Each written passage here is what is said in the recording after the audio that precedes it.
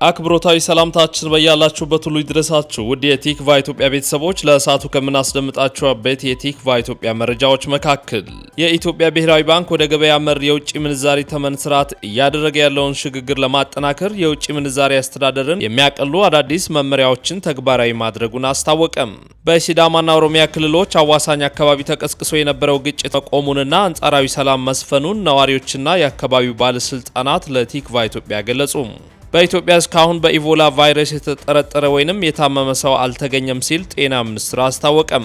የታክስ ተመላሽ ክፍያ በጊዜ ገደቡ ካልተፈጸመ ባለስልጣኑ ለከፋይ ወለዱን ጨምሮ እንዲከፍል የሚያስገድድ መመሪያ ወጣም። ግብጽና ኤርትራ በቀይ ባህር ጉዳይ አዲስ ስምምነት የተፈራረሙ ሲሆን የቀይ ባህር ጉዳይ የሚመለከተው የጠረፉን ሀገራት ብቻ ነው ማለታቸው ተነግሯል። ውድ ቤተሰቦቻችን እነዚህን ጉዳዮች በዝርዝር እናስደምጣችኋለን። የተወዳጁ ቲክቫ ኢትዮጵያን ይፋዊ የዩቲዩብ ቻናል ሰብስክራይብ በማድረግ ቤተሰብነቱን ያጠናክሩ። ወደ ዝርዝር መረጃዎቹ እናልፋለን። የኢትዮጵያ ብሔራዊ ባንክ ወደ ገበያ መር የውጭ ምንዛሪ ተመን ስርዓት እያደረገ ያለውን ሽግግር ለማጠናከር የውጭ ምንዛሪ አስተዳደርን የሚያቀሉ አዳዲስ መረጃዎችን ተግባራዊ ማድረጉን አስታወቀም።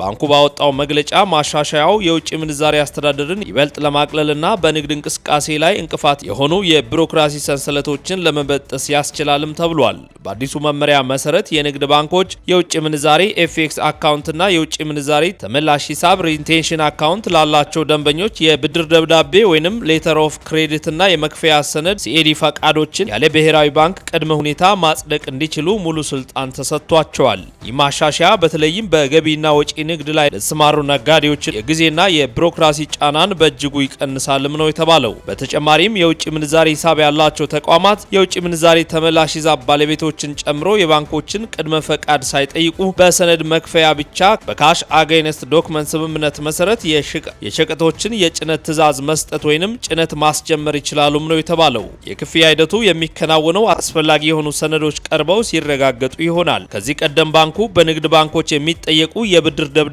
ወይንም ሌተር ኦፍ ክሬዲቶች፣ የአገልግሎት ክፍያዎችና ኮሚሽኖች ከዓለም አቀፉ አሰራር ጋር የማይጣጣሙ ሆኖ ማግኘቱንም ጠቁሟል። ይህን ለማስተካከልም ካሁኑ በኋላ ባንኮች የሚጠይቁት የአገልግሎት ክፍያ በአመታዊ ስሌት ተሰልቶ እንደ ሰነዱ ቆይታ ተመጣጣኝ በሆነ መልኩ እንዲቀንስ አዟል። በተጨማሪም ባንኮች የሚጥሉት አመታዊ ክፍያ መጠን ብሔራዊ ባንክ ቀደም ብሎ ካስቀምጠው ከፍተኛ የክፍያ ጣራ መብለጥ እንደሌለበትም መመሪያው በጥብቅ አሳስቧል። በሲዳማና ኦሮሚያ ክልሎች አዋሳኝ አካባቢ ተቀስቅሶ የነበረው ግጭት መቆሙንና አንጻራዊ ሰላም መስፈኑን ነዋሪዎችና የአካባቢው ባለስልጣናት ለቲክቫ ኢትዮጵያ ገለጹ። በሲዳማና ኦሮሚያ ክልሎች አዋሳኝ አካባቢ ተከስቶ የነበረውን ግጭት፣ መፈናቀልና ሰብአዊ መብት ስጋቶችን ቀደም ሲል በተከታታይ ሲዘግብ የቆየው ቲክቫ ኢትዮጵያ አሁን ላይ በአካባቢው አንጻራዊ ሰላም መስፈኑን ከነዋሪዎችና ባለስልጣናት አረጋግጧል። ቀደም ባሉት ዘገባዎች በሁለቱ ክልሎች አዋሳኝ አካባቢዎች በተለይም ጉቦ ሄማ ተብሎ በሚጠራው አካባቢ በተቀሰቀሰው ግጭት ሳቢያ የሰው ሕይወት መጥፋቱንና የንብረት ውድመት መድረሱን በርካታ ነዋሪዎችም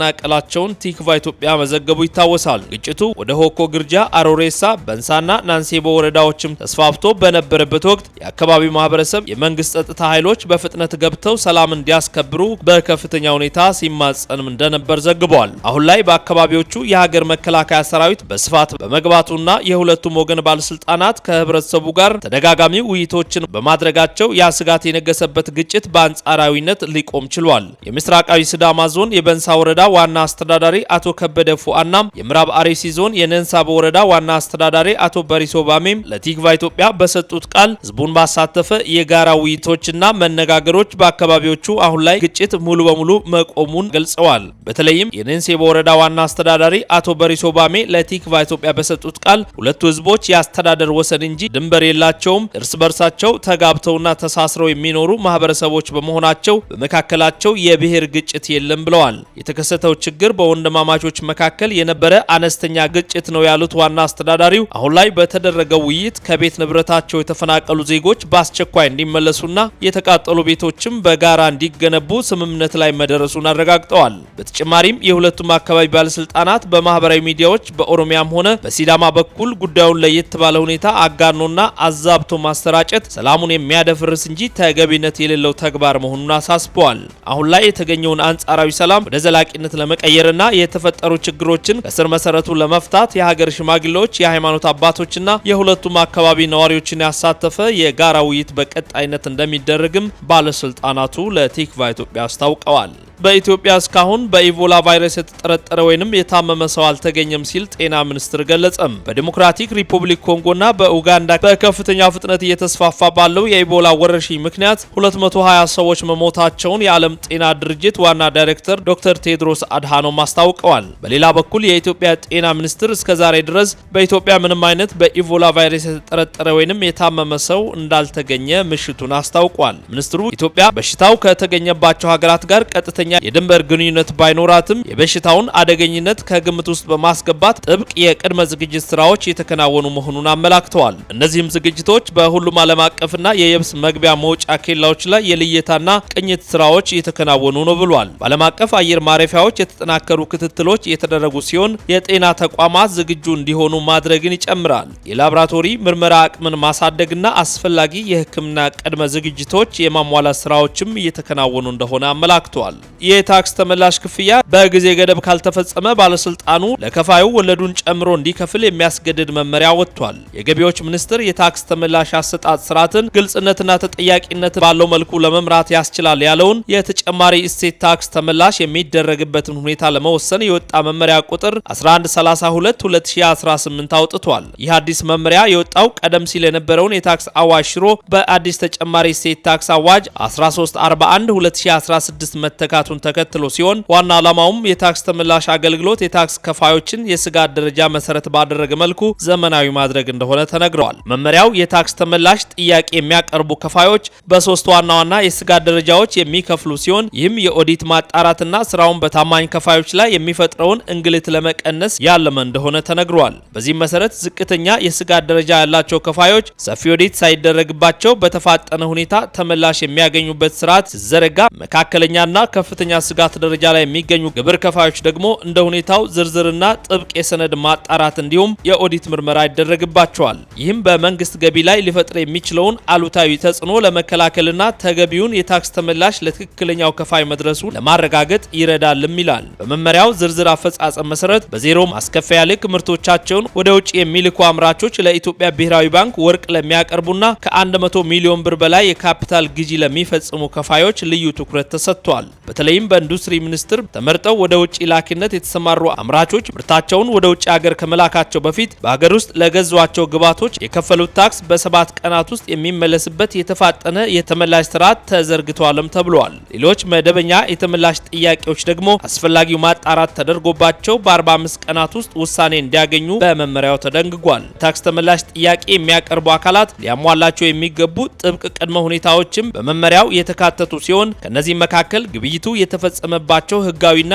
ኦሪጂናል ደረሰኞች፣ የባንክ ክፍያ ማረጋገጫዎችና ሌሎች ተያያዥ ሰነዶች ይገኙበታል። በመመሪያው የተለየ ሁኔታ ካስቀመጣቸው ነጥቦች መካከል ከሐምሌ 1 2017 ጀምሮ ከ50 ሺህ ብር በላይ የሆኑ ማንኛውም ግብይቶች በባንክ በኩል ካልተፈጸሙና የጥሬ ገንዘብ ግብይት ገደብን ካላለፉ የታክስ ተመላሽ ጥያቄ ተቀባይነት እንደማይኖራቸው በግልጽ አስፍሯል። የታክስ ባለስልጣን ወይንም ገቢዎች ሚኒስቴር ተመላሽ ሊያደርግ የሚገባው ገንዘብ በህጉ በተቀመጠው የጊዜ ገደብ ውስጥ ሳይከፍል ከዘገየ ለከፋዩ የወለድ ክፍያ የመክፈል ግዴታን የሚኖርበት መሆኑንም መመሪያው ያዛል። ወለዱ የተመላሽ ሂሳብ መክፈል ከነበረበት አግባብነት ካለው ጊዜ መጨረሻ ጀምሮ ተመላሽ ሂሳብ እስከተከፈለበት ድረስ ላለው ጊዜ የሚሰላ ሲሆን የወለድ ምጣኔው በኢትዮጵያ ውስጥ የሚገኙ ባንኮች የንግድ ብድር የሚሰጡበት ከፍተኛውን የወለድ ምጣኔ መሰረት ይሆናልም ተብሏል። ወለዱን ለመክፈል አግባብነት ላለው ፍርድ ቤት ቀርቦ የተሰጠው ውሳኔ ማስረጃ በማያያዝ ውሳኔው በ6 ወራት ጊዜ ውስጥ መቅረብ አለበትም ተብሏል። በተጠቀሰው ጊዜ ውስጥ ያልቀረበ ጥያቄ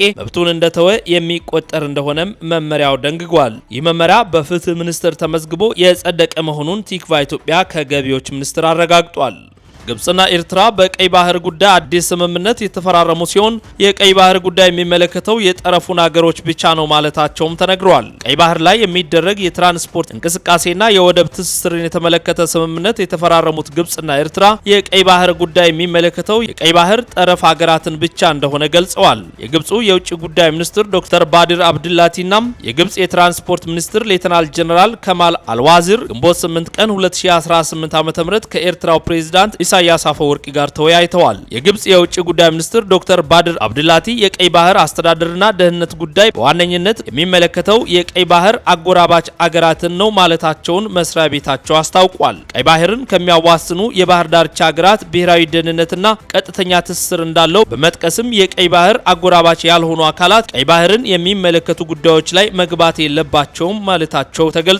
የግብጽ የውጭ ጉዳይ ሚኒስትር ዶክተር ባድር አብድላቲ በበኩላቸው ኤርትራ ቀይ ባህርን በማስተዳደር ረገድ ያላትን ዓላማ ግብጽ ትደግፋለች፣ ለቀይ ባህር አጎራባች አገራት አንድነትና ሉዓላዊነት እውቅና ትሰጣለችም ብለዋል። የኤርትራው የማስታወቂያ ሚኒስትር የማነ ገብረ መስቀል በኤክስ ገጻቸው ባሰፈሩት ጽሑፍ ደግሞ ሁለቱ ሀገራት የባህር ላይ የትራንስፖርት ስምምነት የተፈራረሙ ሲሆን በነጻነት የሚመራ የዓለም አቀፍ የባህር ትራንስፖርትን እንቅስቃሴን መሰረት በማድረግ በዘርፉ ትብብርን ለማጠናከር እንደሆነም ጠቅሰዋል። የኤርትራው ትራንስፖርትና ኮሚኒኬሽን ሚኒስትር አቶ ብርሃነ ተስፋ ስላሴም ከግብጹ የትራንስፖርት ሚኒስትር ሌተናል ጀነራል ኢንጂነር ከማል አልዋዚር ጋር ስምምነት ፈርመዋል። የግብጹ የትራንስፖርት ሚኒስትር ሌተናል ጀነራል ከማል አልዋዚር ካይሮ የአስመራን የወደብና የባህር ትራንስፖርት ልማት መደገፍ ትሻለች ማለታቸው ተገልጿል። በባህር ትራንስፖርትና በቀይ ባህር በኩል በግብጽና በኤርትራ ወደቦች መካከል የሚያስተሳስረው የካርጎ እንቅስቃሴን በተመለከተ የተደረሱትን ስምምነቶች አሞካሽተዋል። ሁለቱ ሀገራት በጋራ በቀጠናውና ዓለም አቀፋዊ ጉዳዮች ዙሪያ መወያየታቸው ተገልጿል። ፕሬዚዳንት ኢሳያስ ከግብጹ ባለስልጣናት ጋር ውይይት ባደረጉበት መድረክ ላይ በትራንስፖርት ኢነርጂና ማዕድን ቁፋሮ ዘርፍ ላይ የተሰማሩ የግብጽ ኩባንያዎችና ኃላፊዎች መገኘታቸው ተዘግበዋል። የኤርትራው የማስታወቂያ ሚኒስትር የማነ ገብረ መስቀል በኤክስ ገጻቸው ባሰፈሩ ጽሑፍ በሁለቱ ሀገራት ባለስልጣናት መካከል የተደረጉ ውይይቶች የጋራ ጠቀሜታ ባላቸው ቀጠናዊና ዓለም አቀፋዊ ጉዳዮች ዙሪያ ሁሉን አቀፍ የሁለትዮሽ ትስስር ማሳደግን የተመለከቱ ናቸው ብለዋል። ፕሬዚዳንት ኢሳያስ በኤርትራና በግብጽ መካከል ሁሉን አቀፍ ትስስር ለማጠናከር ለሁለቱም አጎራባች ዜጎች የጋራ ጥቅም የሚያስከብር መሆኑን አስምረውበታል ሲሉም ማስታወቂያ ሚኒስትሩ አክለዋል። ኤርትራ ከግብጽ የንግድ ተቋማት ጋር የጋራ ፕሮጀክት ላይ ለመሳተፍ ዝግጁ መሆኗንም ጠቅሰዋል። ከኤርትራና ከግብጽ በኩልም የወጡ መረጃዎች የካይሮ ባለስልጣናትን ጉብኝት የሁለቱ ሀገራት የወንድማማችነት ትስስርና ትብብር ማሳያ በማለት ነው የገለጹት። ሁለቱ ሀገራት የንግድና የምጣኔ ሀብት ትስስርን ለማጠናከር እንደሚሹም ተመላክቷል። ባለፈው ዓመት መባቻ የኤርትራው ፕሬዝዳንት ለይፋዊ የስራ ጉብኝት ወደ ካይሮ ማቅናታቸውም ይታወሳል። ከኢትዮጵያ ጋር በታላቁ የህዳሴ ግድብ የምትወዛገበው ግብጽ ከአስመራ ጋር ያላትን ግንኙነት እያጠናከረች መጥታለች። ኢትዮጵያ የቀይ ባህር ፍላጎቷን በተደጋጋሚ መግለጿን ስትቀጥል ከኤርትራ ጋር ያላት ግንኙነትም ውጥረት አጥልቶበታል። በሌላ በኩል በኢራን ጦርነት ምክንያት የሆርሙዝ ወሽመጥ መዘጋት ያሳሰባት አሜሪካም የኤርትራን ማዕቀቦች እንደምታነሳ ተገልጿል። ይህም ኤርትራ የቀይ ባህር ስትራቴጂያዊ አጋር ማድረግ አካል እንደሆነም ይታመናል። አሜሪካ ኢትዮጵያ ላይ የተጣለውን መሳሪያ ማዕቀብም አንስታለች። ባለፈው ሳምንት ከአሜሪካ ጋር የመከላከያ ትብብር የሁለትዮሽ የመዋቅራዊ ምክክር ማዕቀብ ስምምነት የተፈራረሙት የውጭ ጉዳይ ሚኒስትር ዶክተር ጌዲዮን ጢሞቴዎስ በዋሽንግተን ቆይታቸው ስለ ህዳሴ ግድብና ቀይ ባህር ጉዳይ መነጋገራቸው አይዘነጋም። የግብጽ የውጭ ጉዳይ ሚኒስትር ባወጣው መግለጫም ኤርትራ ሉዓላዊነቷንና የግዛት አንድነቷን እንድትጠብቅ ካይሮ ድጋፍ ታደርጋለች። በተጨማሪም ሁለቱ ሀገራት የምጣኔ ሀብትና የንግድ ትስስራቸውን ከሚያጠናክሩባቸው ዘርፎች መካከል የማዕድን ትራንስፖርትና የመድኃኒት አቅርቦት፣ የአሳ ምርቶች ተጠቅሰውባቸዋል። ውድ የቲክቫ ኢትዮጵያ ቤተሰቦች ለሰዓቱ ያዘጋጀንላችሁ አጫጭር መረጃዎች ይህንን ይመስሉ ነበር። ከሰዓታት ቆይታ በኋላ በሌሎች አዳዲስ ጉዳዮች እንመለሳለን። የተወዳጁ ቲክቫ ኢትዮጵያን ይፋዊ የዩቲዩብ ቻናል ሰብስክራይብ በማድረግ ቤተሰብ ይሁኑ። ሰናይ ቆይታም